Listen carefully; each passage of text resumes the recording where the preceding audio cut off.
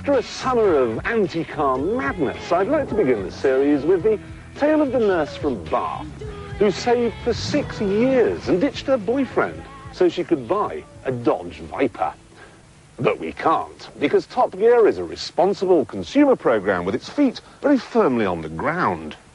We'd like to begin with the Viper, but this week sees the launch of what may well become Britain's best-selling car. 'Cause you and I know it's all over the front page. You give me road rage, racing to the best days. It may look like the shuttle from a Romulan battle cruiser, but it is in fact the new Focus, Ford's replacement for the Escort. So, where to begin? I think not with the wood, but the trees, the little details that surprise and delight. See the creases?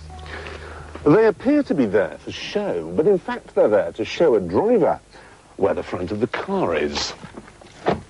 At the front of the car we find a Ford bed, behind which we note there is a lock for the bonnet. I've never seen that on a car before, and I've also never seen child locks which need a key to operate them. Someone has been thinking hard about the design of this car. It must be said the under-manager for tailgate design has been thinking hard too. Look, he's put the tail lights way up here so following traffic can see them more easily. He's also given us a remote control device for undoing the boot. And he's given us a boot which is easily big enough for dogs and suitcases and things. Where the Focus really starts to surge ahead of the competition, though, is in the back. See what it is? I fit! I'm 6'5" and I fit! Easily!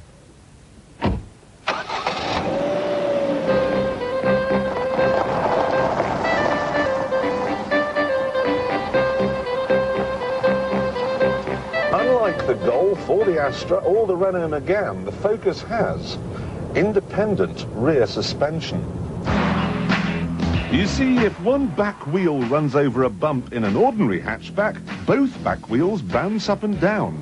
But with independent rear suspension, one stays perfectly level. This improves comfort, it makes the car quieter, and best of all, it transforms the handling. This car is big fun. 99 red balloons floating in the summer sky. Panic bags, it's red alert. There's something here from somewhere else. The war machine springs to life, opens up one eager eye, focusing in on the sky. And then there's the new and wonderful engines. You've a choice, of course, including an unwelcome and inevitable diesel. But I'd go for the 1.6 petrol, which will do 41 miles to the gallon. It shifts as well with a top speed of 115. It's quiet too, even under full acceleration, and remarkably smooth. And that, I think, sits well with the interior ambience. Behind the heavy design, there appears to be some real quality. It's hard to think of this car as a Ford. If you want a traditional sausage and chips Ford, the old Escort lives on for 2 more years, but really, you've got to have the Focus. There's a range of body shapes. A 5-door hatch, like this one, a 3-door hatch, a 5-door estate, and early next year, a 4-door saloon. I can sum up the Focus very simply. It is more spacious, quieter, more comfortable, much nicer to drive, more economical, and possibly safer than any other car in its class. It is superb. The end.